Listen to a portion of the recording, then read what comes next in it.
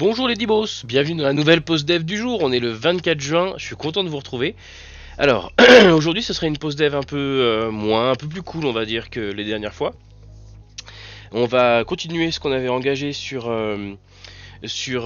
qu'on avait engagé sur la partie Rehost, c'est-à-dire le plug de Rehost sur le nouveau web service. Et donc on va aller tout simplement on va du coup aller plugger maintenant Collect sur ce nouveau web service. Et du coup, on va préparer donc Collect à exploiter ce nouveau web service. Ça va être cool. Vous allez voir, on va mettre ça en place ensemble. On va aller faire les ajustements qu'il faut parce que Collect est connecté actuellement à une ancienne version du web service, ce qui fait que effectivement, quand j'essaye de m'y connecter, bah forcément, ça va péter. Voilà, la connexion est impossible. C'est tout à fait normal. La signature du web service a changé entre temps, donc du coup, bah ça marche plus. Donc on va corriger ça. On va garder un œil sur Rehost au niveau des mails d'erreur que je vais recevoir. Pourquoi? Parce que ça y est, alléluia, la Rehost version 1.8 est sortie cette nuit. Ça y est, c'est fait. Je l'ai livré ce matin, tout s'est bien passé, quelques petites pétouilles, rien de grave. Une histoire de partie admin qui fonctionnait plus, une requête un peu balèze que je vous montrerai. Parce que, voilà, on va dire ça, si je réussis à avoir 5-6 personnes dans le chat, discuter à ce niveau-là, ça m'intéresse parce que j'ai une requête en link to... alors j'ai une requête sur deux sources de données différentes que j'aimerais faire matcher l'une avec l'autre. Typiquement une collection qui vient de la base de données que je vais mettre en parallèle avec une collection locale. Il y a un ID entre les deux mais qui n'est pas une foreign key, donc il n'y a pas de propriété de navigation. Je vous parlerai de ça plus tard. Et donc je vais avoir besoin de faire matcher les deux. Et actuellement j'ai pas d'autre solution que de les télécharger et de bosser dessus de charger les listes et de bosser dessus en mode déconnecté. C'est très coûteux en ressources. En tout cas, c'est pas une page qui est beaucoup utilisée, donc ça m'inquiète pas trop de pomper des ressources, mais je pense qu'il y a moyen de faire mieux, plus élégant. Voilà, je vous montrerai ma solution. S'il y a des experts du link dans le chat, n'hésitez pas à me faire un coucou comme ça et me dire ce que vous feriez à ma place parce que là je suis techniquement limité sur ce point. Voilà, vous savez tout, vous savez tout, vous savez tout. Et puis il y avait une petite pétouille aussi sur une erreur de saisie, une erreur un copier foiré dans le code qui empêchait effectivement l'utilisateur de modifier de modifier une valeur en base de données qui n'était pas reprise après dans l'application. Bref, ceci étant dit, c'est corrigé, passons à Collect. Allez, c'est parti. Boum. Donc, comme je disais, Collect il est actuellement en version 1.1 depuis qu'on a mis à jour depuis qu'on a livré le web service. Et du coup, cette version 1.1, elle est calquée sur une ancienne version du web service. Ce qui fait que les 14 ou 15 versions qu'on a livrées hier ont complètement pété la structure La signature n'est plus du tout la même pour la plupart des fonctions. Je vous rappelle, pour rappel rapide, hier on a switché sur des appels avec des paramètres passés dans les headers plutôt que dans les queries pour certaines fonctionnalités, pour d'autres non. Donc du coup ça rend désuet les appels des précédentes versions. On va essayer de pas trop le faire ça, hein. C'était la phase de dev encore, donc on s'autorise à le faire pendant le dev, mais bien sûr une fois qu'on sera en prod, on va essayer de pas trop péter et de rendre les trucs rétro compatibles. Voilà les dibos. J'ai modifié aussi une petite structure au niveau de la base de données hier. Je vous en avais parlé un petit peu que je cherchais je cherchais une solution élégante pour gérer les paramètres liés à l'application dans la base de données. Et donc par exemple les thèmes visuels, alors c'est un contre-exemple, on va voir ça tout de suite, mais les thèmes visuels font partie de la question et vous allez voir que les personnalisations propres à chaque application aussi me concernent et j'ai trouvé une solution qui me paraît plus appropriée, donc voilà, je vais vous la présenter, on va regarder ça ensemble. On va regarder ça ensemble. Mais là où je voulais en venir, c'est que du coup, ce que j'ai décidé, c'est de partir sur une version beaucoup plus, beaucoup plus général en fait, beaucoup plus généraliste. C'est-à-dire on va avoir un tronc commun d'utilisateurs pour toutes les applications. La table d'Ibri Users va être réduite. J'ai enlevé certaines colonnes et les colonnes liées à chaque application en fait elles vont se trouver dans une table User Setting dans chaque application. Par exemple, pourquoi j'ai fait ça? Parce que on peut très bien imaginer qu'un utilisateur accepte les cookies qui sont sur Rehost mais pas ceux qui sont sur Collect. Voilà, donc une colonne accept cookies de la table user d'Ibri là ne me convient pas parce que du coup il serait général aux deux applications. Donc ça veut dire que dans chacune des applications, je vais devoir mettre en place une, je vais devoir dans chaque application gérer séparément les cookies. C'est pas grave, c'est ce que je voulais faire de toute façon. Donc voilà, je vous présente très rapidement la nouvelle structure. Hop, je vais mettre sur cet écran là comme ça vous voyez bien en face. Voilà la nouvelle structure que je propose. Du coup, la table ici d'Ibri App, ça change pas, on s'en fiche. Les thèmes bientôt vont partir dans les applications, mais pour le moment, elles sont encore là, vous connaissez. Par contre, intéressant, les d'Ibri User, que là je peux pas ouvrir parce que j'ai récupéré la table de prod, donc je peux pas vous montrer les données qui sont dedans, elles sont confidentielles. Mais ce que je peux vous montrer, c'est que j'ai pas encore réduit, mais ça va venir. Je vais réduire la structure, c'est tous ces champs là. Tous ces champs-là, ce sont des champs qui sont propres à une application en données. En l'occurrence, là, c'est pour Rehost. Et donc, ces champs-là ne sont plus du tout utilisés dans l'application, ni même au niveau du web service. Ils sont remontés parce qu'ils existent, mais ils ne sont même plus pris en compte dans l'application. Par contre, au niveau de l'application en elle-même, maintenant, on va avoir une table User Setting dans laquelle vous allez retrouver donc ces fameuses valeurs. Et celles-là, du coup, elles, c'est celles qui sont utilisées. Vous avez vu qu'il y a une FK qui n'est pas une FK. Il y a un ID user qui est dedans, donc vous vous en doutez, dès qu'un utilisateur se log à l'application, une requête est faite pour aller chercher ces fameux user settings et les stocker dans le cookie. Et voilà, le tour est joué. Ok. Ce qui fait que quand il va se connecter à une autre application, l'apcode sera différent. Et typiquement, dans la table collect de dev, là, il va falloir créer aussi une table user setting pour collect s'il y a des tables spécifiques. En l'occurrence, je sais que c'est pas le cas parce qu'il y a beaucoup moins de colonnes, mais un jour il y en aura peut-être. Et je pense que je vais basculer, mais ça je le ferai off caméra ou parce que bon, c'est un peu technique et on en a marre de faire du SQL. Enfin, on va essayer de faire du front la semaine prochaine, je vous le promets, ou d'autres sujets complètement différents. Toujours est-il que je pense que la gestion des thèmes de chaque application, pareil, va partir dans une table user setting de l'application. Voilà, comme ça, j'ai plus besoin de rajouter cette table avec triple. Avec toutes ces correspondances là, ça fait un peu lourdingue. Voilà, donc du coup on va simplifier la chose, on va passer ça sur l'autre table, dans une autre base de données, sur une table User Settings. Ok, donc la gestion des utilisateurs est toujours sur la nouvelle table, la nouvelle base de données, mais la gestion des settings spécifiques à l'application en question, elle, on va bien la laisser dans l'application en question.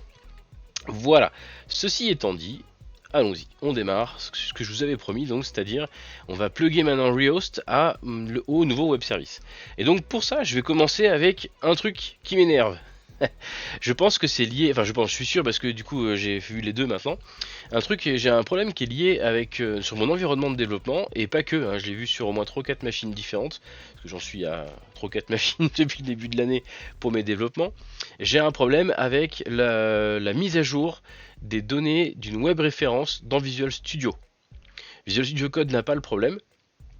Mais Visual Studio 2019 et maintenant 2022 que j'utilise maintenant ont le souci. Vous allez voir, j'ai ici une application qui est en .NET Core. Ok, l'application que je vous présente là, celle-là, l'application web, mais c'est pareil pour tout le reste de la solution. C'est des applications qui sont en ASP.NET Core. On doit être en 6 ou je crois qu'on est en 6, ou on s'en fout. En tout cas, on est en ASP.NET Core. Ça le faisait déjà en 3.2, donc la version n'a pas trop d'impact, mais oui, on est bien en 6. Et donc ce qui se passe, vous allez le voir, c'est que quand je vais aller cliquer pour mettre à jour ma web référence dans mes services connectés ici, et ben rien ne va se passer en fait. Quand je vais cliquer ici sur actualiser, vous voyez passer l'autre écran, voilà, bravo. Quand je vais cliquer ici sur mes ressources connectées et que je vais lui demander de les mettre à jour, d'actualiser le code généré, donc il va aller se connecter à cette URL là et aller choper et mettre à jour la référence qu'il a en local en conséquence. Et ben quand je vais faire actualiser, il va rien se passer, vous allez voir, je fais ça, clac, ok, effectivement j'ai bien un JSON qui a été ouvert en local, voilà, mais en tout cas le code généré ici, tac, c'est toujours la version ancienne. Rien n'a été mis à jour. Ce qui fait que si je me trimballe ici, vous allez voir, j'ai toujours mes fonctions avec leurs paramètres passés dans la query, quoi. Ok. Et puis j'en ai même pas la moitié de celles que j'ai écrites de l'autre côté. Donc, et ça c'est un problème que j'ai rencontré avec une solution ici en ASP.NET MVC Core, mais ça se passe aussi avec une application en WPF Core que j'ai sur laquelle je bosse au boulot quoi. Et, ça arrive aussi avec le WPF, ça m'est arrivé aussi avec de l'ASP. Ça m'est aussi arrivé avec une application de console, effectivement, mais une application de test là pour mon web service c'était de la console en Core. Là, j'ai quelque chose qui déconne avec le parseur là de web référence quand on est en contexte core. Quand on est en contexte .NET Framework, là, ça fonctionne. C'est-à-dire que mon Riost hier, quand je fais exactement la même chose, je vais ici et que je fais actualiser, pas de souci, je fais oui, il télécharge la web, le JSON là, il le compile et il en déduit du code C# et il met bien à jour le code local. Voilà, donc si jamais il y a des dibos dans le coin qui ont une solution pour ça et qui savent et qui ont le même souci que moi à ce niveau-là, et ben dans ce cas, ce sera avec grand plaisir que j'accepterai vos conseils parce que là, en l'occurrence, alors il y a une parade, hein, bien sûr. Hein. Hop, je vais vous la montrer tout de suite. Hein. Tac, on supprime la référence de service connecté, on le remet. Clac, et puis ok, là d'accord, il va générer le code, c'est pas un souci. Mais moi, ça m'ennuie parce que j'ai pas envie qu'à chaque fois, je doive aller péter et régénérer ma web référence. D'autant qu'à chaque fois que je fais ça, je dois lui préciser le nom de la classe que je veux qu'il génère, le fichier CS. Et si jamais dans 6 mois je reviens, j'aurais oublié que j'avais décidé de l'appeler comme ça, je vais changer de nom, du coup tout mon code ne compilera plus, il va falloir que je repasse dessus. Voilà, c'est que ce serait quand même bien plus pratique de faire juste mettre à jour ma web référence. Et là, effectivement, là on est d'accord, j'ai plein de fichiers alors du coup non. Oui, parce que c'est un fichier qui met dans le dossier binaire, dans le dossier obj. Donc du coup, effectivement, il n'apparaît pas dans le contrôle de code source. Mais ici, voilà, vous avez là sous les yeux, vous avez bien mes nouvelles versions de mes API que j'ai écrit côté web service.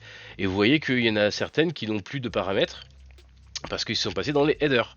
Ok. Donc là, ok, là d'accord, le code a bien été mis à jour. Et quand je vais compiler, maintenant je vais avoir plein d'erreurs au niveau de la compilation de mon projet.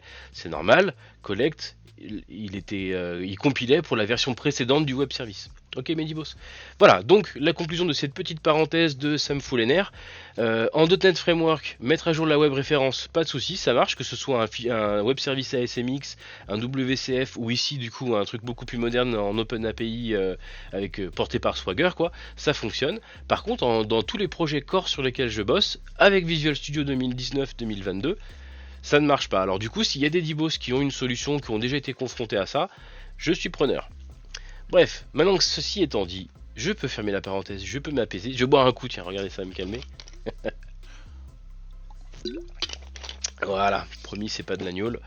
Et donc on y va, et donc du coup ce qu'on va faire c'est que je vais lancer une compilation de collect, et du coup à tous les points où ça va péter, où je vais avoir des erreurs qui vont apparaître, bah, je sais que je vais devoir modifier le code pour satisfaire au nouveau web service. J'ai pas ouvert la solution du web service d'ailleurs, on va aller l'ouvrir tout de suite pour tester. On va faire des tests en local quand même, hein, c'est beaucoup mieux. Voilà, voilà. Tac. Tac, j'ouvre l'autre solution. Hein. Là, j'ouvre la solution du web service, c'est pas pour le modifier, c'est juste pour le lancer en exécution. Comme ça, j'aurai mes points d'arrêt qui fonctionneront. Tac, et je me sers pas du web service de prod pendant que je suis en dev, bien sûr. Mais ça, vous l'aviez compris, je vous en avais déjà parlé dans mes précédents streams. Voilà, le but ici, hop, vous voyez la solution, elle est là. Ça n'a pas changé, c'est la même qu'avant. Hein. C'est la même qu'hier soir, des 40 versions que j'ai balancées en prod. Et donc du coup c'est parti, je lance le web service en exécution en local, donc il va m'ouvrir la page avec les Swagger, là, l'UI de Swagger. Si ça intéresse des DBoS, un tuto sur la pile Swagger, le faire fonctionner sur une application, dans un contexte .NET Core, faites-moi signe, ce serait avec grand plaisir, parce que j'en ai un tout petit peu chié pour le faire démarrer et fonctionner correctement. Et je suis toujours à la recherche d'une solution pour envoyer mes paramètres dans le body de la request et pas du form, et pas du header. Voilà, donc là Swagger est lancé, c'est bon, on peut l'oublier, on le descend, tac, j'ai enlevé tous les points d'arrêt, on s'en fout. Maintenant ce qui m'intéresse c'est de retourner sur la solution de collect donc, et d'aller corriger du coup les différentes les morceaux de code où ça compile plus. Ok, donc c'est parti, Dibri User Service, on va commencer par lui, ça sera beaucoup plus simple. Get user by machin. Ok, le Dibri Service. Alors on a vu que ça, il avait fallu hier créer une surcharge de cette fonction là. Parce que toutes celles qui prennent des headers ici, il faut lui renseigner un dictionnaire.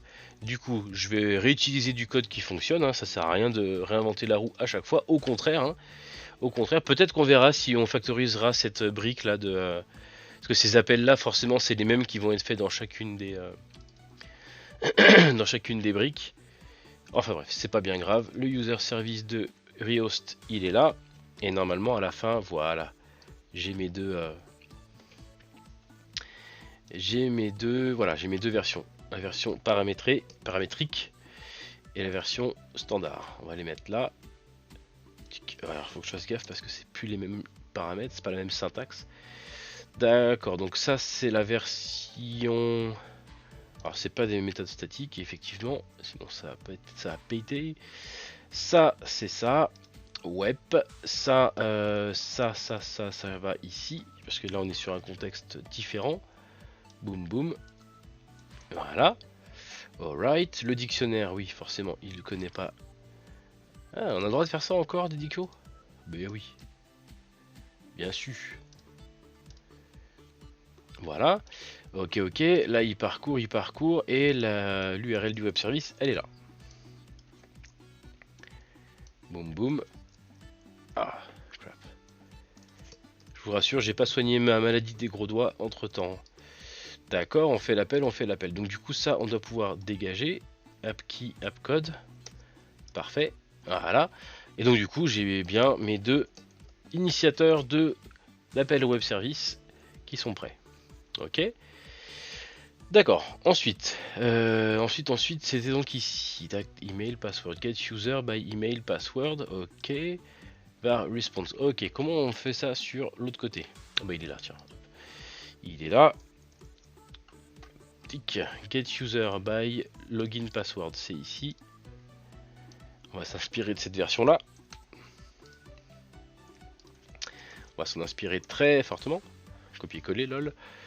Alors on sait que c'est un champ, un header login et un header password dont on va avoir besoin. Le login ici c'est l'email, le password c'est password. Ok, on appelle celle paramétrique. Et on appelle Get user by logging async, sauf que cette fois on lui passe aucun paramètre. Voilà, ça devrait fonctionner et on devrait donc désormais passer la phase de login de collect. On est content. Ensuite, qu'est-ce qu'on a un peu plus bas? Le update user. Ah ouais, update user, ça c'est important. Alright, update user et le create user. Ceux-là ne sont plus du tout adaptés, hein, on l'a vu. Il va falloir les étoffer un peu. C'est parti. Détends-toi, voilà. Create et update, ils sont là. Alors ça, c'est du code qui provient de Rehost, ok? Et donc dans Rehost, forcément, il y a des colonnes en plus, des champs qui sont spécifiques à Rehost. On va pas donc faire un copier-coller tout pourri, on va quand même regarder un petit peu. Au niveau du create user, déjà, on a ici, ok, juste ces données là. On va les reprendre. On va les reprendre. Create user async, il est là. Ouais, ça c'est les settings, on va les mettre ensemble. Le update on le fera après. Ok. Occupons-nous de la création d'utilisateurs. Et oui, parce qu'on avait dit qu'on voulait autoriser chaque application de la Dibri à être capable de créer des utilisateurs Dibri. Ok, donc là on est dans Rehost, c'est pas, on est dans Collect, hein, c'est plus Rehost, mais Rehost est censé permettre de créer des comptes Dibri et il faut que Collect le permette aussi. Ok, alors évidemment les colonnes renseignées seront pas les mêmes, ça c'est sûr, il va falloir qu'on soit sûr qu'il n'y a pas d'objet non nullable, mais normalement c'est pas le cas, ça ne m'inquiète pas trop. Donc voilà, l'ancienne fonction elle était là-haut. Ok, et ça c'est la nouvelle version. Comparons, enlevons ce qui n'est pas utile pour messire collect. Tic tic tic. Donc le get up username, first name, login. Ouais, jusque là on est bon. Est-ce que c'est dans le bon ordre? Non, pas du tout. Le login il est en 3. Donc ça veut dire que ça, il faut le mettre là. Pour que ça satisfasse les appels en face. Hein. Le password, il est juste après. Boum. Ensuite, on a le first name. Évidemment, c'est inversé. Ok, CTRL V. Boum. Voilà, et ensuite on trouve des champs différents. Qu'est-ce qu'on a de nouveau? On a un login HFR, ici il n'y en aura pas dans cette solution là. C'est quelque chose que je vais commencer à retirer ça, parce qu'il n'y a vraiment pas que les utilisateurs d'HFR qui s'en servent. Donc on va laisser le champ, parce que peut-être qu'un jour je reviendrai sur mes paroles, mais pour le moment c'est pas quelque chose qui m'inquiète. Le mail, ça c'est important par contre. Parce que j'avais dit que le mail, ouais, et ben dans cette pile là, on va pas le mettre en place. Si, peut-être qu'il faudra. Et puis alors l'IP et l'user agent, ça c'est quelque chose que j'avais commencé à mettre pour Rehost et que j'avais pas du tout mis dans le collect. Donc pour le moment ces champs seront nuls, c'est pas grave, ils sont nullables en base. Hein. En tout cas, ce qui est sûr, c'est que là du coup on devrait commencer à satisfaire la partie web service. Hein. Ça compilerait éventuellement maintenant. Par contre, alors voilà, par contre ici on arrive sur la partie create user async, ça on est d'accord. Et sur la partie création des settings propres à Rehost.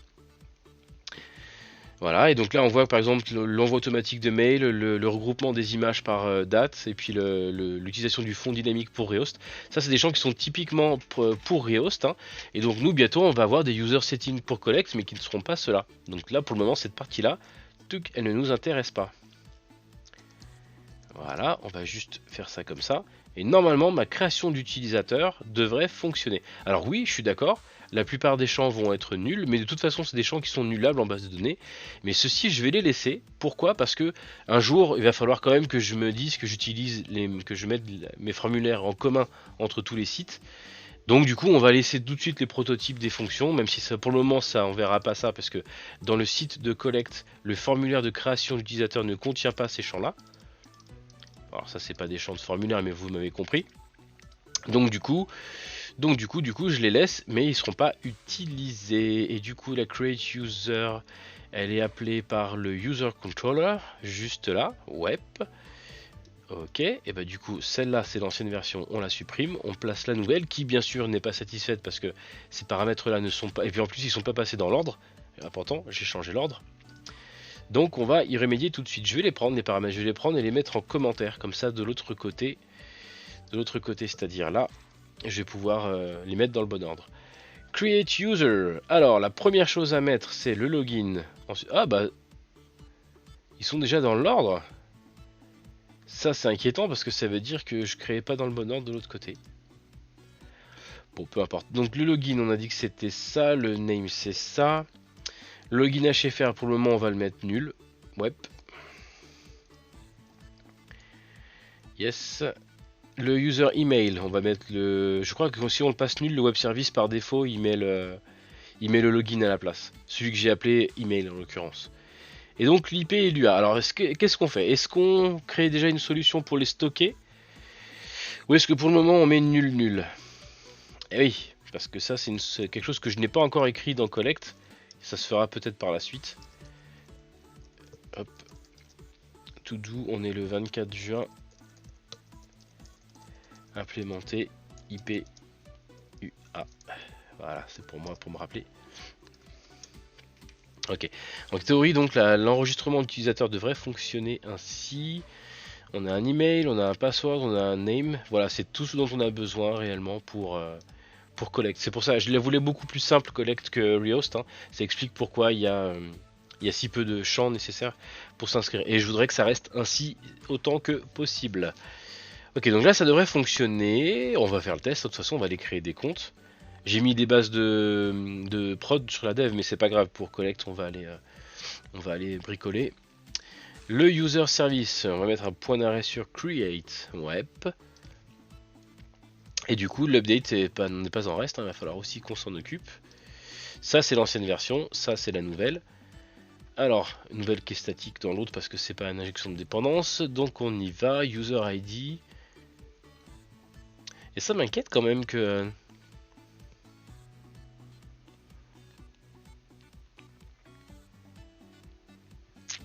C'est bizarre quand même que j'avais inversé les paramètres et que j'ai pas eu besoin de le faire à l'appel.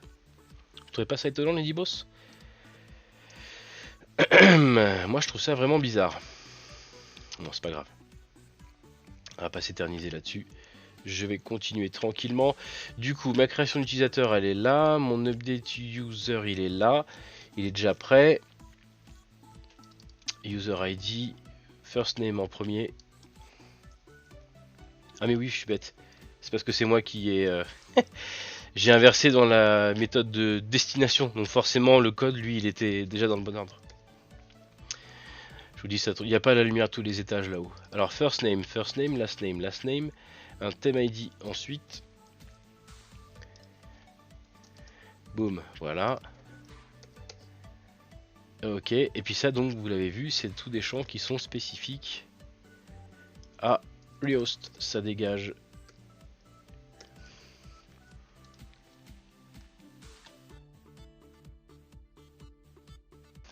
Voilà. On y est. L'user, le thème, le password, le login HFR. Ouais, si tu veux, on s'en fout, c'est pas grave. Ah, si, ça va poser problème. Ah, chiasse.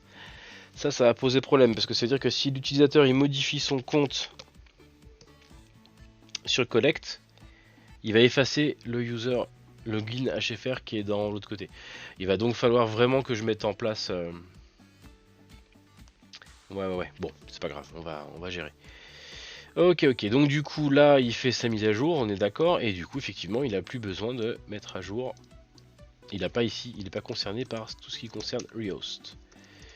Boum boum, voilà. A priori là, mon update d'utilisateur devrait être satisfait. On enlève l'ancienne version.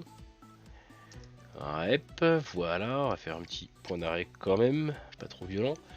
Et puis surtout, on va aller voir à quel endroit c'est appelé ça. Heureusement, il n'y a qu'une seule référence. Ouais, l'application Collect est beaucoup moins étoffée, beaucoup moins tentaculaire que l'autre. Ok, on est là, on est sur le post-back de la création de l'édition d'utilisateur. Donc on y va. Les passwords, il faut qu'ils correspondent. Ouais, ça n'a pas changé. Update user, ça change. Donc on y va, c'est parti. On commence avec le user ID. On commence avec le first name. On continue avec le name. On continue avec le theme ID. Web. Ensuite ici, nul. Oh. Je ne me rappelle plus si on laisse la possibilité... Si, on laisse la possibilité de changer le mail, je crois. Alors on va... Oula, le password. Ah oui, le password. Ça c'est inquiétant parce que le password ici... Si, il faut le mettre. On va voir. De toute façon, on va essayer. On va essayer puis on adaptera. Donc ensuite, une fois qu'on a modifié son compte, on force une déconnexion et une reconnexion pour régénérer le cookie. Et on va sur la page mise à jour. Ouais, jusque là on est bon, je suis d'accord. Hein. Ok, alors après ce qui pose problème c'est le isadmin, c'est ça? Regardez, je reviens sur l'autre écran. Qu'est-ce qui se pose problème? Le isadmin. Ah oui, parce qu'effectivement, le isadmin maintenant il est plus géré là. Ah oui, ça va être un vrai problème. Effectivement, le isadmin, je l'ai mis dans la table de setting application, applicatif, et non pas sur la table globale de l'utilisateur. Pourquoi? Parce que on peut très bien imaginer un utilisateur qui est administrateur d'un des sites mais pas de l'autre. Donc voilà. Donc, et puis inversement. Hein. Donc ça veut dire que c'est lié à l'application, le rôle de l'application. C'est logique. Donc du coup ça passe pas par ici. On va lui dire, du coup on va le mettre. Comment on pourrait faire? J'ai pas encore créé l'autre table. Donc pour le moment on va lui dire que c'est faux. On va dire qu'ils sont tous user. Je vais garder ça comme ça. Ouais, parce qu'il faudra que je me rappelle quand je vais revenir dessus. Alors du coup on va faire ça. On va faire ça. On va dire qu'ils sont tous simplement utilisateurs. La partie administrative de Collect n'existe pas encore. Hein. C'est une partie que j'ai pas encore créée. C'est pour ça que ça n'a pas de sens en fait. Le rôle dans cette application-là n'a pas de sens en fin de compte. Alors la sécurisation est déjà prévue, hein, c'est-à-dire qu'il n'existe que des contrôleurs dont le rôle, auquel le rôle user a accès. Voilà. Par contre, la partie admin n'existe pas encore. Effectivement, ici le rôle admin, lui, il y est, c'est bien, d'accord. Mais il n'y a pas encore de partie administrative. Il y a un admin controller, si je dis pas de bêtises. Voilà. Mais vous voyez, il n'est pas sécurisé ni rien. Et surtout, il ne fait rien. La vue n'existe pas. Pour le moment, il n'y a pas de... Voilà. Il fait rien du tout. Il n'est pas sécurisé. Et il n'a pas de vue index qui existante encore. J'ai pas encore écrit ce code là. Ce qui fait que je sais pas encore comment je vais m'occuper de la gestion, comment je vais implémenter ça. Et je pense que je vais faire une table user setting, hein, comme dans Rehost, avec les mêmes noms de colonnes, comme ça satisfera assez facilement. Enfin bref, je vous ennuie pas plus avec ça. Hop, ça c'est satisfait. Du coup, on devrait pouvoir. Non, c'est pas CTRL L, zut. On devrait pouvoir booter. Voyons voir, est-ce que ça marche? CTRL D, CTRL MO. Ok, on va quand même faire une regen. Des fois qu'il y ait d'autres machins qui pètent. Normalement, ça devrait pas, mais bon, on va vérifier. Yeah. D'accord. Donc là, on est bon. Enfin, on est bon. On va quand même, on va lancer pour tester. On va lancer pour tester. Alors je vous rappelle, le web service il tourne là en local, ok. La collecte, l'application, le dev là que je lance là, le 2IS Express, la version de dev, elle est pluguée sur la base de données de dev du nouveau web service. Voilà, c'est ça, je vais y arriver. Et donc ça veut dire, celle-là, je l'ai écrasée avec la base de données de prod. J'ai récupéré des données de prod, donc je ne vais plus pouvoir vous montrer les données qu'elle contient, hein, ou au cas où je ferai du ménage moi dans le week-end là pour laisser un peu pour me permettre de vous mettre des captures d'écran, etc. Mais voilà. Par contre, j'ai un compte, effectivement, mon compte à moi personnel de dev, enfin de prod en l'occurrence. Voilà, c'est plus celui-là. Du coup, ça va être. Hop. Bah d'ailleurs aussi, on va essayer. Tiens, ça c'est une bonne idée. Essayons avec l'ancien compte. On va vérifier que le connecteur ne fonctionne bien plus. Donc on y va. Normalement, si tout va bien, je devrais ici avoir une erreur. C'est en train de mouliner. J'ai pas de point d'arrêt. Mais voilà, impossible de vous authentifier. Veuillez réessayer. Ok. On va aller vérifier que c'est bien un message d'erreur. On va aller vérifier que c'est bien un message d'erreur de connexion. De connectivité, impossible d'authentifier l'utilisateur machin truc. Ok, donc ça c'est bon, je suis content, ça veut dire que c'est bien l'application de collecte qui essaye d'authentifier tel utilisateur, mais cet utilisateur là n'a plus de compte, hein, parce que c'était un compte de dev. Et je vous ai dit que j'avais mis la base de prod. Donc du coup, il faut utiliser maintenant un compte Rehost. Donc du coup, pour le moment, on va juste me connecter à l'application. Ensuite, on va se déconnecter et créer un nouveau compte, vérifier que le processus de création de compte fonctionne. Ou alors les Dibos, on va déjà faire ça. Mais ouais, c'est une bonne idée ça. Allez. Alors, je voudrais quand même vérifier que le connecteur fonctionne. Hop. Voilà. S'identifier. Là, j'ai rentré mon compte Rehost de production. Compte Rehost, hein. Enfin le compte d'Ibri, quoi. Le compte dont je me sers pour Rehost. Et voilà, ça fonctionne, c'est bien ce qui me semblait. Le thème est bien retrouvé, on est content, tout est ok. J'ai accès à mon compte. Voilà, tout est renseigné. Je suis bien sur le thème foncé. On va aller faire un update. Tiens, vérifier que ça marche. Je vais le repasser en mode bleu. Là, il faut ressaisir son code par sécurité. Et j'ai mis un point d'arrêt normalement. Voilà. Et donc, qu'est-ce qui va se passer? Ce qui va se passer, et c'est ça qui va m'ennuyer, je vais vous mettre là et je vais quand même me faire un select dans la base pour vous montrer juste la ligne. La mienne, je m'en fous, c'est mon compte à moi. Ça va le faire. Je vais tâcher de pas trop pointer du doigt mon mot de passe personnel, mais bon. La librairie dev, vous voyez pas, c'est normal. Library users. C'est parce que j'ai besoin de trouver. Ah, c'est l'ID user 2. Where ID user égale 2. Voilà. Ok, donc ça c'est le compte que je suis en train de vous montrer de l'autre côté. Et le problème avec ce compte, vous voyez, c'est qu'il a déjà des infos. Il a déjà un login HFR. Et là, je suis presque sûr que en balançant bêtement des données vides là, nul pour lui, nul pour lui. Ah non, ouais, hop, là le mot de passe non. Là, nul, nul. Ouais, j'ai peur que du coup, en faisant ça, il va aller faire la mise à jour du coup et écraser. Ouais, ouais, ouais. Donc, donc il faudrait le rendre un peu plus intelligent. Soit il faudrait uniformiser les deux formulaires pour mettre le login HFR de deux côtés. Comme ça, il l'affiche. Et du coup, en retour, il me le saccage pas. Ou alors, je le mets en champ caché. Ouais, je pourrais le mettre en champ caché. Comme ça, ouais, on va faire ça. Je vais couper l'exécution de collecte ici. J'espère qu'il va pas faire l'envoi. Normalement, non. Voyons voir si c'est toujours bon. Il m'a pas effacé mon compte. Enfin, il m'a pas effacé les données. D'accord. Donc, ce qu'on pourrait faire plutôt, c'est aller dans le contrôleur. Ouais, on pourrait faire ça. Au niveau du contrôleur, là où je fais le... Pardon, c'est pas celui-là, c'est le... Ah si, c'est le postback du index, là, c'est ici. Ok, on est d'accord que là, le modèle ne contient pas de login HFR, c'est normal, puisque du coup, je l'ai mis... cette application-là ne comporte pas dans la vue, hein, je peux vous montrer la vue. Bon, d'ailleurs, ça tombe bien, j'étais sur la mauvaise... j'étais sur le mauvais écran. User index, ça doit être ça. C'est logique. En toute logique, c'est celui-là. Voilà, voilà. Et donc, du coup, vous allez voir, oui, voilà, c'est ça. Ici, j'ai mon password, j'ai mon confirme password, mais à aucun moment ici, je n'affiche le login HFR. C'est un exemple, hein, il y a d'autres colonnes qui sont concernées, mais le login HFR, c'est ce qui me préoccupe là le plus. Vu que ici je ne l'ai pas, ça aussi c'est un truc qu'il faudra faire gaffe à utiliser une banque en commun comme ça, c'est que du coup ce qui n'est pas d'un côté et qui est de l'autre, on risque d'avoir des confrontations. Et du coup dans cette application là, j'avais pas prévu d'afficher le login HFR de l'utilisateur. Parce que je trouve que, alors HFR c'est vrai que j'en parle depuis tout à l'heure, c'est le forum hardware.fr hein, tout simplement. Parce que c'est avec eux que j'ai commencé mes développements, à l'origine c'était prévu pour eux, et du coup maintenant j'ai ouvert un truc au public, bon.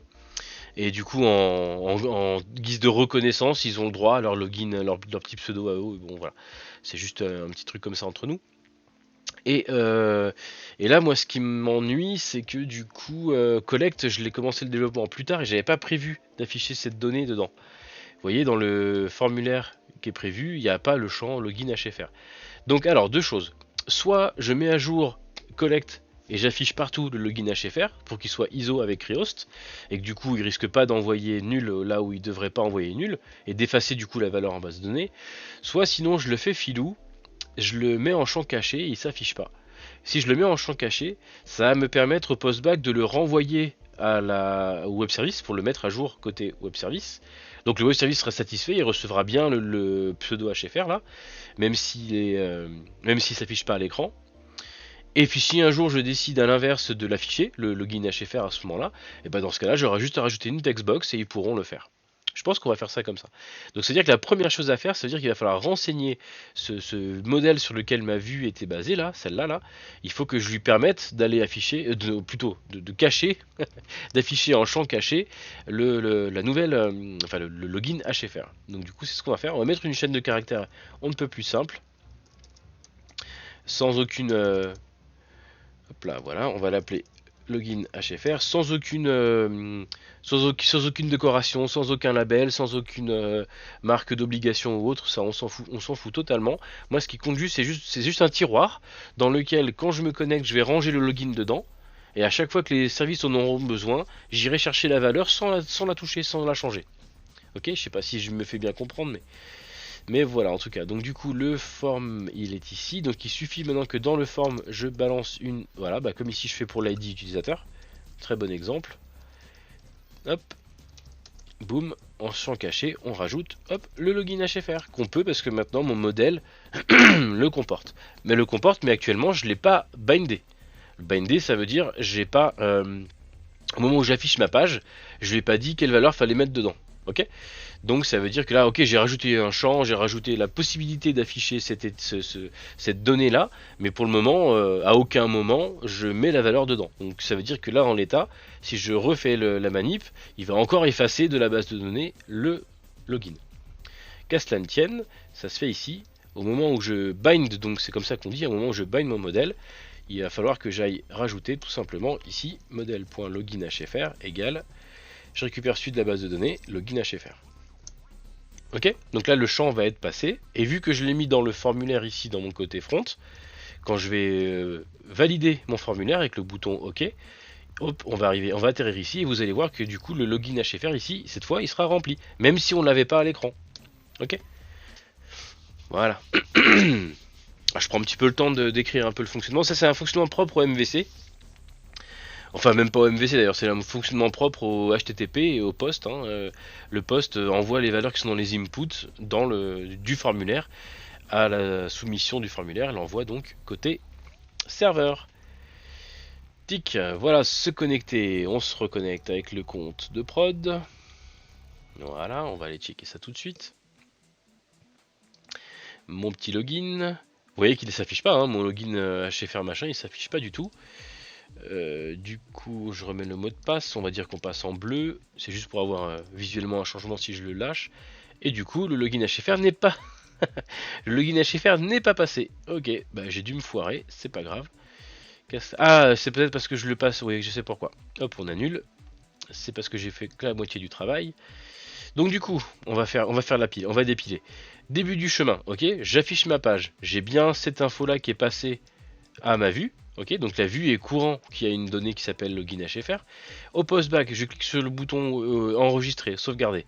Là-dedans, ça contient, j'ai pas mis de point d'arrêt, mais je suis sûr que ça contient mon login HFR.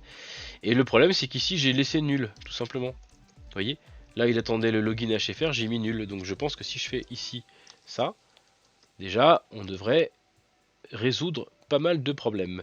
Le password, il le passe bien, ça c'est bon. Bah, c'est plutôt pas mal. Donc du coup, on va faire ça. Je suis en train de me demander si cette application, non, elle a pas le reset. Ok, il va falloir que je m'en occupe. C'est encore autre chose. Ah, je vous ai pas montré le bon écran. Mais les Boss, faut me le dire quand c'est comme ça. Moi, je fais pas attention. J'ai trop d'écran. Donc si j'ai simplement ici, au niveau du contrôleur, ce que je vous expliquais ici, quand j'arrive ici au niveau de l'index, là, au niveau de l'arrivée dans la page, dans l'écran, je fais bien mon binding, là. Ok, donc ma vue, à partir de maintenant, ma vue à laquelle j'envoie le modèle là, elle est consciente de mon login HFR que j'ai récupéré depuis la base de données. Ok, et quand je vais cliquer sur le bouton pour valider le formulaire, j'arrive ici, le login HFR il est compris dans le modèle là, et du coup maintenant à mon service update là, je lui passe donc le modèle.hfr, ce qui n'était pas le cas jusque maintenant. Ok, alors on va essayer, on va vérifier que ça fonctionne.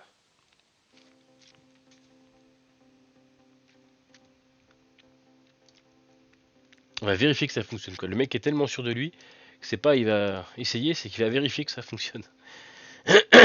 Et donc on revient sur le code et cette fois-ci effectivement le login HFR est bien passé en paramètres. Ok. Je propose qu'on continue dans cette dans ce formalisme là. Hein. Login HFR il est là, le password il devrait être là. Hop là ouais. Mais voilà, on va continuer sur cette lancée là dans le sens où on va cacher les champs que Collect ne devrait pas voir pour le moment. On va continuer comme ça, et après je tâcherai d'uniformiser. Pourquoi? Parce que ce que j'aimerais bien prioriser, et c'est ce qu'on fera je pense à partir de la semaine prochaine, ce que j'aimerais bien moi, c'est que sur le site officiel de la Dibri, www.dibri.com je crois, j'aimerais bien que sur ce site-là, il y ait aussi un formulaire pour créer un compte, et avoir accès à ces données. C'est-à-dire que comme le but de mon web service là, que je suis en train de mettre en place depuis une semaine avec vous, mes chers Dibos, c'est de permettre aux utilisateurs d'utiliser des comptes Dibri sur toutes les applications de la Dibri. Ça, je reviens là-dessus, mais c'est pour qu'on soit bien sur la même longueur d'onde. Et là, du coup, on est en train de plugger Collect pour se servir de ces comptes-là. Le problème, c'est que ces comptes-là, c'est des comptes qu'on peut créer depuis chacune des applications. C'est ce qui pose problème là à l'instant. Et donc moi ce que j'aimerais bien Medibos, c'est que ouais on va faire ça comme ça. Ce que j'aimerais bien c'est que depuis le site de la Dibri on puisse aussi créer, modifier, supprimer et vérifier son compte utilisateur. Là, actuellement c'est pas le cas, hein. La Dibri c'est juste un site vitrine avec 3 pages. On va rajouter toute une partie gestion d'utilisateur. Et là ça va être rigolo parce que du coup on partira de zéro. Hein. C'est un site qui est en .NET Core. Il y aura du front à faire. Hein. Vous allez vous foutre de moi avec les boutons que je vais mettre, mais ça va être sympa, on va bien rigoler. Bref, revenons à nos tout petits moutons. Là, on peut envoyer ça. Normalement, ça devrait être bon. Le thème, il est passé de 2 à 3. Si je fais F5, j'appelle ma couche service. Mon application me dit OK, c'est bon. Vous allez être déco reco. OK, ça a marché. C'est sauvegardé. On a bien le thème bleu qui s'est affiché. Et là, je le vois pas parce qu'encore une fois, Collect ne l'affiche pas. Mais si je vais dans la base de données et que je vérifie, normalement, je devrais avoir une date d'update mise à jour. Ça, on s'en fiche. Mais surtout, je devrais avoir toujours mon login. Il est toujours présent. Ok. Le thème est toujours à 2 et pas à 3, c'est normal parce que comme je vous disais, les thèmes ils sont gérés dans une autre table maintenant, dans la table dédiée qui s'appelle User App Team. Bientôt ce sera une table de l'application, mais on s'en fiche. Mais enfin voilà. Ah, donc ça a fonctionné, ça c'est pas mal. On voulait tester la création de compte aussi, si je dis pas de bêtises. Donc c'est parti, on va rebasculer sur l'autre thème parce que le bleu je suis pas fan. Ouais, c'est moi qui l'ai créé, c'est pas grave. On a le droit de pas être fan de son travail. Hein. Voilà, on se déco reco. Je vous épargne le point d'arrêt maintenant que vous avez vu. Ok, Donc on est là. On va se déconnecter de l'application, ce qui permettra de vérifier que la déconnexion est fonctionnelle. Oui, ça a l'air d'être bon. Retour à la page d'accueil, on passe au thème normal. Et on va tenter une inscription. Alors là, attention, attention, attention. C'est parti. Alors, on en était où? On en était à émission de Thiago. On a fait Jack Peralta, on a fait... on n'a pas fait Raymond Holt. Alors c'est parti, Raymond Holt. Courrier électronique, bah, on va être très original, hein, on va l'appeler la Dibri. Ça fait penser que je crois que je déduplique pas. 3, 4, 5, 6, 1, 2, 3, 4, 5, 6. Qu'est-ce qui se passe si je réutilise une adresse mail qui est déjà présente? On testera plus tard, c'est pas grave. On est parti pour la création d'utilisateur. Donc c'est parti tout simplement. Voilà, je mets juste un point d'arrêt. L'update, on a vu que ça marche, bon je m'inquiète pas trop. Le create, ok, ok, ok, ok, ok. Ah oui, ok. Alors là, il va me créer un utilisateur sans login HFR du coup. Ok, ça me va. Ça me va puisque je n'offre pas la possibilité de le créer, donc ça me va. Ok, on arrive sur le postback. On est là. On est là, le modèle, qu'est-ce qu'il contient? Le modèle il contient le nom, le prénom, l'adresse mail, login nul donc, le thème c'est su par défaut, il sera forcé à 1, et le mot de passe que j'ai saisi à la main. Okidoki, est-ce que ça marche ça, à votre avis? On prend les paris les dibos? Est-ce que ça va marcher? Dim dim dim. Raymond Holt, ouais, il sérialise. Tac, tac. Et petit appel au web service. Eh, ça a été rapide. Je sais pas si c'est bon signe, mais apparemment oui. Votre compte est désormais créé. Merci d'utiliser collègue, blablabla. Bon, ça a l'air d'avoir fonctionné. Ok. Est-ce que j'ai reçu un petit mail pour me remercier? Ou plutôt pour continuer mon inscription? Ah, je vais pas vous mettre à l'écran ma boîte mail quand même, c'est un petit peu gênant. Eh ben on dirait bien que oui. Ok, inscription. Merci de vous être inscrit à Collect, etc. Waouh. Waouh. Ça marchera pas ça. Ok. Ok. On va avoir un problème. On va avoir un problème sur la validation du compte. C'est normal. J'ai modifié ça assez lourdement hier aussi. On va aller mettre un point d'arrêt, mais de toute façon je sais que ça ne marchera pas. Email valide. C'est pas dans le service, pardon, c'est dans le contrôleur que ça m'intéresse. Bon, on peut les quand même checker. Hein. La création du compte a priori fonctionne. La création du compte fonctionne, c'est ça, c'est la partie activation qui ne va pas fonctionner. C'est normal. Je vais vous expliquer, vous allez comprendre tout de suite. Voilà, je vais vous l'afficher ici. Boum, voilà. Ça, c'est le compte que je viens de créer. Ok, Raymond Holt. Voilà, il a bien été créé. Il n'est pas vérifié. Ça, c'est la prochaine étape, c'est ça. Hein. Ok, il n'a pas de login HFR. Ah, il l'a pas mis nul, il l'a mis vide. Tiens, ça m'ennuie. Et il n'a pas créé de guide. Ouais, ça c'est problématique. Il me semblait que c'était fait automatiquement. Ouais, ça c'est pas bon. Ça c'est pas bon du tout. Et le thème il a mis nul. Wow, c'est nul ça, il y a quelque chose qui déconne là. Bon, et ben c'est pas grave, on va aller tout de suite corriger ça. Parce que là ça va pas du tout. Ça, je pense que le problème vient du web service là. Hein. On va voir. Je reviens à ma création ici. La création ici, est-ce qu'il a mis un mail? Normalement il a mis login, il a mis le mail égal le login si je le précise pas. Ce qui est le cas de collect. Donc ça me va. Ouais. D'accord. Et maintenant, je reviens dans le code du web service parce que là, il y a un truc qui me déplaît au niveau du user create controller. Avant même la validation, effectivement, la validation du compte ne fonctionnera pas. J'ai modifié la signature. C'est bizarre qu'il ne l'ait pas pris en compte, mais en tout cas, c'est modifié. Mais ici, il y a un truc qui m'a pas plu. Qu'est-ce que c'est à votre avis? Ce qui ne m'a pas plu, déjà le login HFR. Déjà le login HFR, là, ça on arrive dans le code qui génère qui crée les comptes en base de données. Hein. Alors, on y est. Là, le login HFR. Le login HFR, c'est celui qui prend en paramètre là. Et normalement, je lui avais mis nul. Et lui, il a mis champ espace. En tout cas, le champ n'est pas nul. Hein. C'est string empty peut-être, mais c'est pas nul. Ça m'ennuie. Il va falloir corriger ça. Déjà, premièrement, ça pose problème. Vous savez quoi? On va la refaire. Le compte là qu'on vient de créer, je vais le supprimer. Tac, on va faire ça comme ça. Évidemment, login, c'est un mot-clé. Il faut que j'arrête d'utiliser login dans mes bases de données parce parce que c'est un mot-clé, login, dans SQL Server. Ouais, ok, d'accord. Donc ça, cette ligne-là, il faut la supprimer. Donc on y va. Delete. Ah, mais il a créé les autres... Ouais.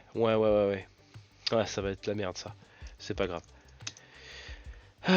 C'est pas grave, on va s'amuser. On va faire ça comme ça. On va créer un truc. Vous êtes là, vous voyez le SQL, parfait.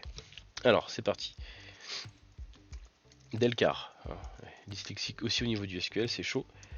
On va l'appeler user ID, on s'en fout. Int. Voilà.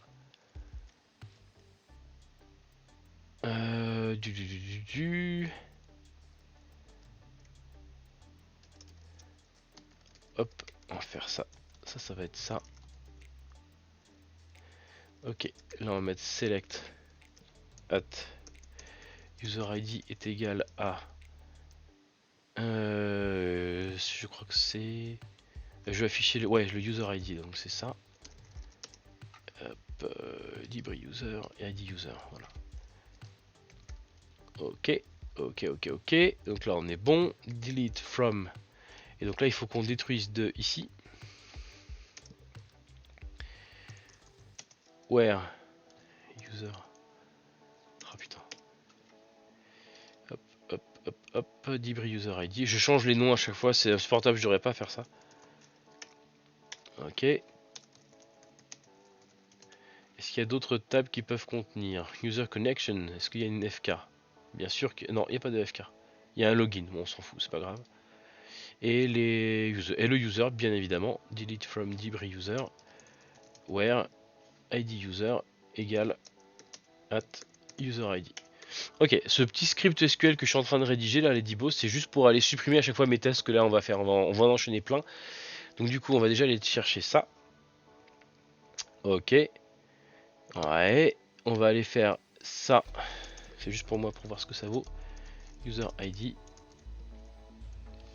Ok, il vaut bien 357, donc là on est bon, ce qui fait que je vais pouvoir supprimer en paix.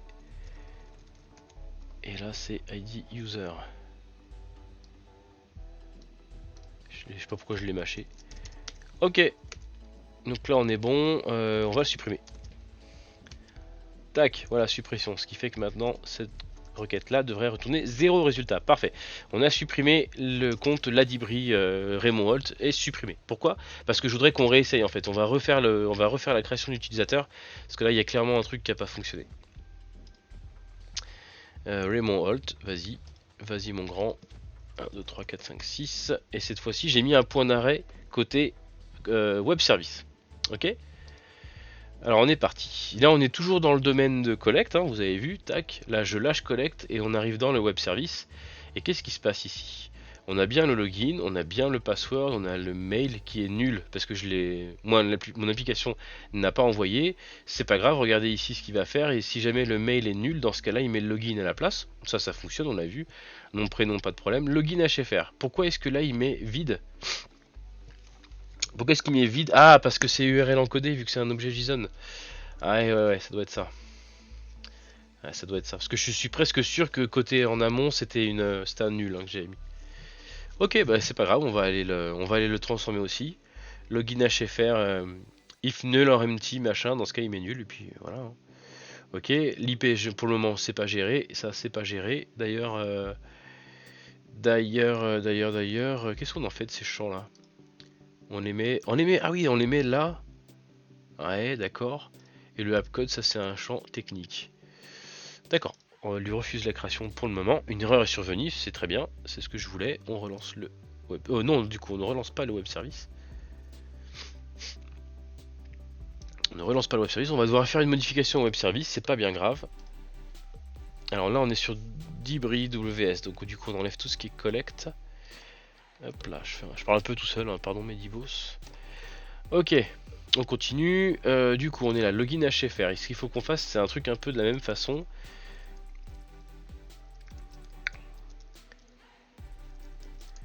Voilà, un truc qui va dire que si jamais le login HFR passé ici, il est nul ou surtout vide, dans ce cas-là, s'il est nul ou vide, dans ce cas-là, on met nul, vraiment. Et s'il n'est pas vide, bah, dans ce cas, on prend la valeur. Parce que moi, je ne veux pas que dans la base de données, ils me mettent autre chose que nul s'il n'y a rien. Ça peut être source de problème, notamment quand on fait des requêtes SQL simples. Si je cherche tous ceux qui ont login HFR à nul, pour avoir tous ceux qui ne sont pas de HFR, ben là en l'occurrence celui-là il sortirait pas de la requête, puisqu'il a le login, il est pas nul, il est quelque chose, il est égal à quelque chose, il est égal à rien. C'est pas nul, c'est pas la même chose, attention. En tout cas en logique de programmation, ce n'est pas du tout la même chose. Tac, hop là, hop, hop. Voilà, donc du coup ça il faut le gérer. Le user IP, je crois que c'est la même chose, on va les mettre aussi avec le même procédé. C'est vrai que là j'ai oublié que c'était des appels web qui étaient effectués, donc bon. Allez, prends-moi le user IP, voilà. Si user IP est nul, dans ce cas on met nul, sinon on met user IP. Est-ce que vous voyez ce que je suis en train de faire ou quoi? Si UA est nul, dans ce cas on met nul, sinon on met UA.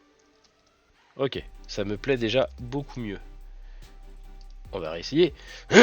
Alors, là, j'ai pas fait de modification structurelle de mon web service. Donc, ça veut dire que je peux me permettre de lancer le débogage et de faire mon point d'arrêt, etc., etc. Si j'avais fait des modifications structurelles, c'est-à-dire modifier la signature de mes méthodes, rajouter un paramètre, changer le nom d'un contrôleur, etc., là, il aurait fallu que j'aille le publier, que je fasse la mise à jour de la web référence dans Reos, etc., etc., etc. Dans Collect, pardon. Vous voyez où je veux en venir, Mediboss? Là, j'ai juste modifié le code, le code exécuté par le web service, mais la signature n'a pas changé. Donc du coup, je n'ai pas besoin de republier mon web service. Raymond, c'est parti, 1, 2, 3, 4, 5, 6. On recommence. Point d'arrêt là. Boum, point d'arrêt. La première fois, c'est toujours un peu plus long. Ou pas. Alors le login HFR, on est d'accord, il est vide, il est pas nul, hein, il est vide. Je sais pas pourquoi, mais c'est comme ça, on s'adapte, c'est du web. Hein. Ok, ce qui veut dire que là, cette fois, il devrait... Alors déjà, est-ce qu'il me l'a créé en base? Normalement, non. Ouais, c'est bon, il me l'avait pas créé. J'ai vérifié dans la base de données et a priori, c'est bon. Ce qui fait que là, je peux relâcher ça. Voilà, merci d'être inscrit. Ok. Et dans la base de données, du coup... Ok, Raymond Holt, il a été créé. Login HFR cette fois est nul. Le guide, je m'en suis pas encore occupé, je m'en occupe juste après. Et bah, tout ça, c'est bien ça. Ah oui, le thème, on a dit que le thème, c'était pas bon. Le thème, il faut en mettre un. Ah non, non, oui, je dis une bêtise. Le thème, c'est pas ici que c'est géré, c'est l'autre côté, dans la table dédiée. Donc on touche pas au thème, là ça va très bien. D'ailleurs, vous voyez dans le code, le thème il est géré dans une autre table. Hein. C'est ici que c'est fait. Ouais. Par contre, le guide ça pose problème là. Je sais pas pourquoi le new guide, il me le fait à 0 comme ça. Donc il faut que je. Ah oui, oui, ça y est, je me rappelle. Il faut. Ouais, ok, new guide. Je me rappelle. Il y a une fonction spécifique. Donc c'est reparti. On supprime encore cet utilisateur qui était le 358, je crois. Boum, voilà. Raymond Holt disparu, disparu, disparu, disparu. Et du coup, on n'a pas terminé. Il faut remodifier encore le web service. Parce qu'il y a un truc qui ne va pas avec ça.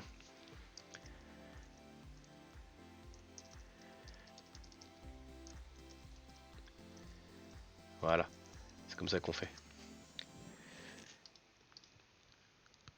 Je pense que là, ça marchera mieux. Alors bien sûr, pour que mes modifications soient prises en compte en production, effectivement, il va bien sûr falloir que j'aille publier mon web service, évidemment. Mais là, pour le moment, je n'en ai pas besoin. Ok, il me l'a lancé. Là, ici, j'ai simplement modifié cette ligne-là pour qu'il aille générer un GUID dans l'appui. En fait, quand on génère un nouveau GUID vide, sans paramètres, sans rien, il crée un UID, mais avec que des zéros dedans. Je sais pas pourquoi, c'est un truc spécifique à .NET. Le fait de faire un GUID.newGUID, là, par contre, ça fera un vrai GUID. C'est un peu bizarre, mais c'est comme ça. Ok, a priori, le web service tourne, puisque je viens de voir le JSON à droite de Swagger. Sur l'écran de gauche, pardon, pas à droite. Donc là, on est en train de lancer Collect. Ça va démarrer. Et on repart encore en création d'utilisateur. On va recréer un Raymond Holt. Je regarde un peu l'heure, les dibos, parce qu'aujourd'hui, il faut que je vous laisse avant 14h. Disons vers 30, ça serait pas mal. Boum, s'inscrire. Vous êtes avec moi? Ouais, vous êtes avec moi. Allez, c'est parti. Raymond Holt. 1, 2, 3, 4, 5, 6. Boum, on passe sur l'écran de droite. Collect, ça n'a pas changé. Maintenant, le web service. Un petit peu long, c'est normal. Voilà, le web service, il est là. Le login HFR, il est là. Allez, cette fois-ci, je prends mes couilles, je fais F5, je le lâche. Pouf! La création a dû a priori fonctionner. Voilà. Et du coup, dans ma base de données, il est là. Alt Raymond, date de création. Et voilà, il a un vrai guide pour son API guide. Parfait ça.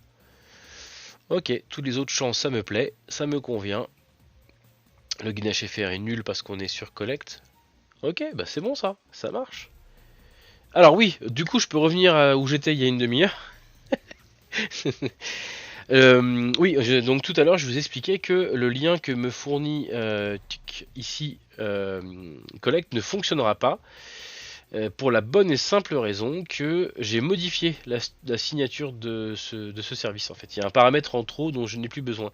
Et effectivement, vous l'aurez deviné, maintenant je n'ai plus besoin de l'ID ici de l'utilisateur. En fait, juste le guide suffit maintenant à identifier la demande. Il y a pas de risque de doublon de la façon dont j'ai modifié le code. Donc du coup, il faut modifier ça, parce que ça veut dire qu'il va essayer d'envoyer ça aussi au web service, qui du coup ne devrait pas prendre ce paramètre. Pourquoi il le fait quand même? C'est bizarre, je pensais que ça empêcherait de compiler, mais vu que c'est à la limite, vu que c'est un header, c'est possible que ça passe quand même. On pourrait essayer à la limite, mais on sait qu'on est dans le user controller slash email valide. Et bah allons-y, c'est parti. Pas sur le WS, pardon, sur le collect ici. On est dans le user controller, voilà, et on est email valide. Voilà, c'est ici. Ok, ok. Qu'est-ce qui va se passer? Ah oui, d'accord, il va vraiment appeler la couche service web. Tout ça, il n'y a plus besoin, on est d'accord. Et dans ma couche service, normalement... Ah, il fait bouh, il fait une requête... Mais non, c'est bon, get mail verif. Il prend le code, il prend l'ID utilisateur, ça sert à rien, mais c'est pas grave. Il fait un get user. Ah si, il fait un get user pour envoyer... Ah oui, pour envoyer le mail de... Ouais, d'accord, ok. J'ai fait comment dans Rehost ça? J'ai fait autrement normalement. J'ai fait autrement. Get user by ID. On va aller voir tout de suite et puis on va cliquer sur le lien juste après. Tac. Comment c'est fait dans Rehost ça? Rehost. On revient sur la couche service, c'était pas mal. Ah bah j'ai peut-être toujours ouvert d'ailleurs. Ouais, c'est ça, il était déjà ouvert. Get user mail machin, verify user, mail valide. Ah, c'est dans le contrôleur. Ok, bon, super. On revient là. Donc on est dans Rehost, on est dans Controllers, on est dans User Controller, Account Controller plutôt. Et oui, ça s'appelle pas pareil d'une application à l'autre, ça aussi c'est GG. Voilà, on est sur email valide, ça c'est l'envoi, donc ça doit être... Non, c'est email valide, ouais, c'est ça. Vous voyez que ça prend juste code, il n'y a plus le deuxième paramètre, vous voyez rien parce que c'est pas le bon écran. Voilà, il n'y a plus le paramètre. En fait, il va d'abord aller chercher dans la base de données s'il y a bien une demande en attente avec ce compte-là. Et ensuite, il lance un verif user. Je vais m'inspirer de ce code pour aller... Hop. Ouais, on va faire ça. Je vais m'inspirer de ça. Donc le email valide dans le user controller, il est là. Ça, c'est l'ancienne version. D'accord. Alors, du coup, on n'a plus ça. Ça, c'est important de ne plus l'avoir.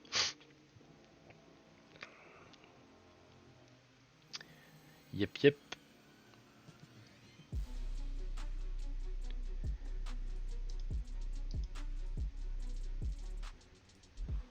Ah, oui, d'accord. Comment je faisais pour récupérer?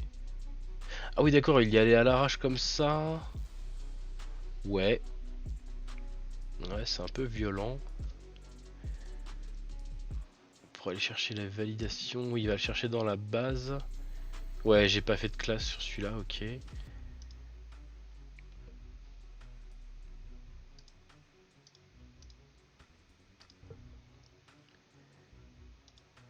Ouais, d'accord, il aurait déjà fait d'abord un appel au web service pour aller valider.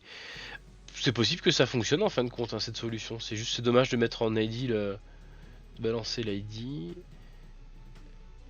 Tac, et s'il est verified, dans ce cas, on l'envoie chier. Ouais, bah écoutez, ça devrait marcher quand même ce truc là. Je vais peut-être le laisser du coup. C'est pas mal comme approche, j'aime bien.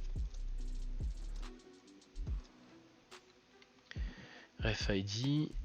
Ok, là il prend le user, il prend la vérification. Si c'est déjà vérifié, il envoie chier. D'accord, et sinon il le fait valider.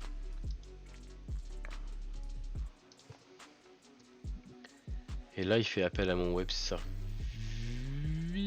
Ouais, en local. Ok, validate user, ouais c'est ça, elle prend un seul paramètre qui est le user ID. Bon, bah écoutez, ça a l'air d'être bon. Bizarre ça, je m'attendais à ce que ça pète, mais... Bon. Est-ce qu'il tourne toujours mon web service? Il tourne toujours. Bon, bah on va essayer, hein. On va essayer d'aller valider le compte de Raymond Holt. C'est bizarre. Pourquoi est-ce que j'ai modifié alors de l'autre côté?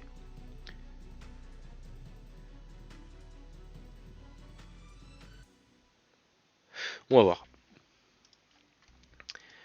Du coup, Debris User Service, User Controller. On est dans le email valide et là on va dans le valide user. On va mettre un petit point d'arrêt là quand même. Allez, c'est parti. Non, c'est pas parti. Il faut d'abord aller ouvrir ça. Ok, boum, let's go. On est là, le code il est là, le RFID il est là. 359, on est content. Si le code est pas ok, très bien. Int, boum, là il va me récupérer.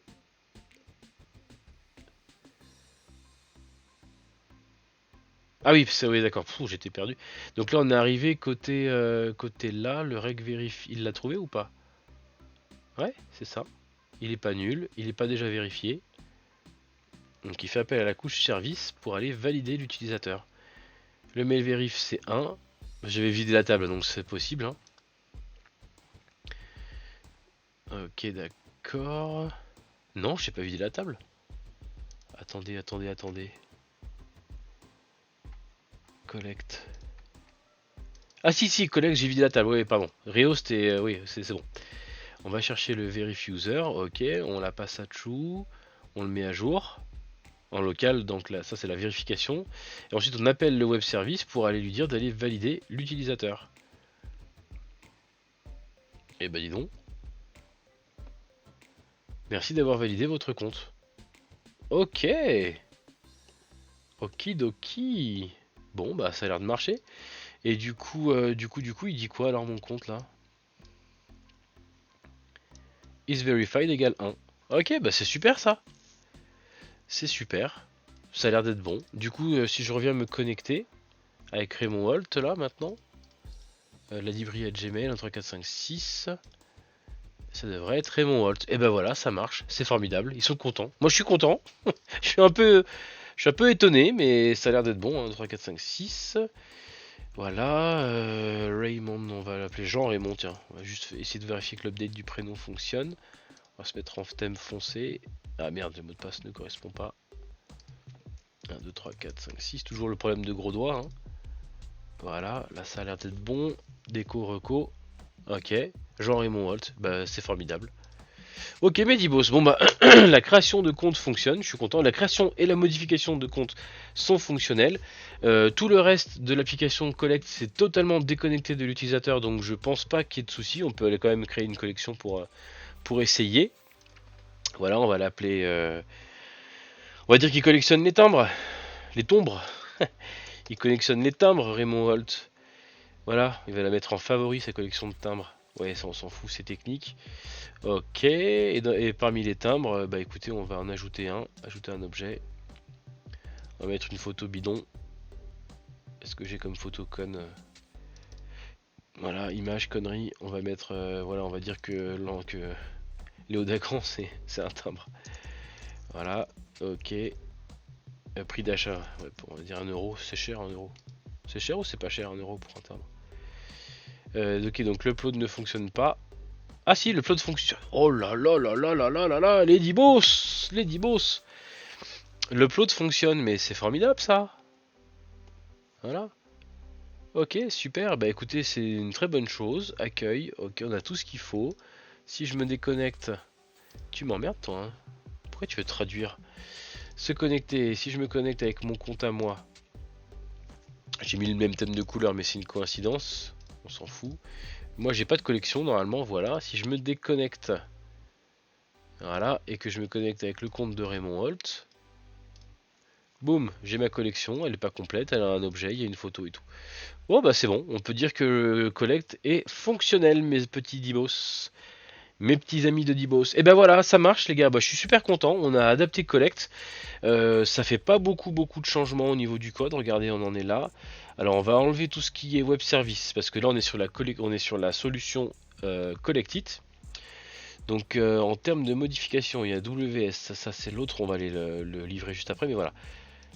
On a fait quelques modifications dans Collect, mais c'est pas grand chose. On a mis à jour la web référence. On a uploadé une image. Lol, je sais pas pourquoi il veut la sauvegarder. Ça faut pas les, faudrait l'exclure du contrôle de code source, c'est pas grave. On a modifié un petit peu une vue pour ajouter un champ caché, un champ ici. Là on a adapté. Franchement l'adaptation a été assez simple, je suis assez content. On va livrer ça tout de suite.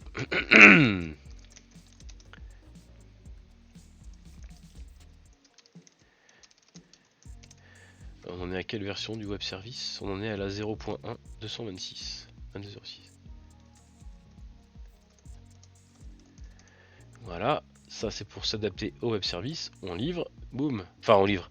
On sauvegarde, tac, ça c'est parti. C'est parti au niveau de ma livraison continue. Donc ça c'est parti, ça va se faire. Tic, on peut fermer ce Visual Studio. Et surtout on peut maintenant aller livrer le web service qui est toujours en train de tourner. Parce que si je livre que cette version là, oui on pourra se connecter, on pourra créer des comptes, mais rappelez-vous le guide est pas bon, le login HFR est pas bon. Donc on a quelques petites livraisons à faire sur le web service.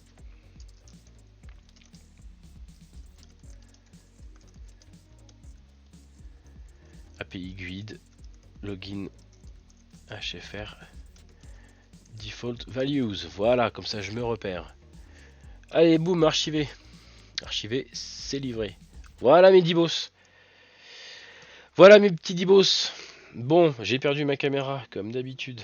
C'est dingue ça, hein, que je suis obligé de changer de scène à chaque fois. Voilà.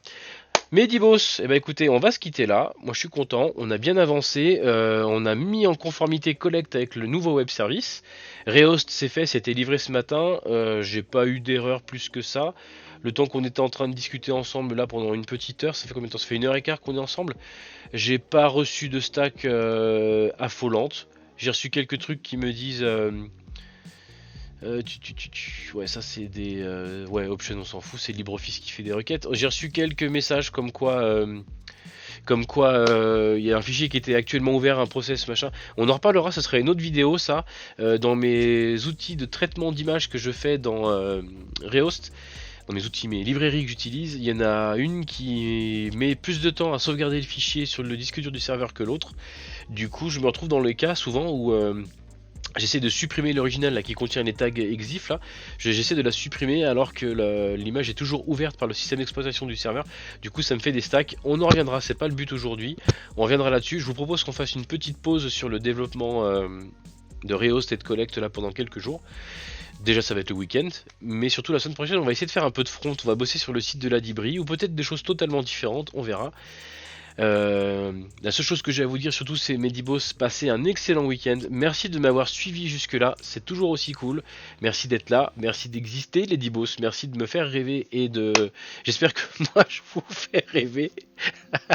Medibos, passez un super week-end, passez une bonne journée et moi je mets des claques à mon micro à chaque fois, c'est formidable. Gros bisous les Dibos, ciao ciao, bon week-end.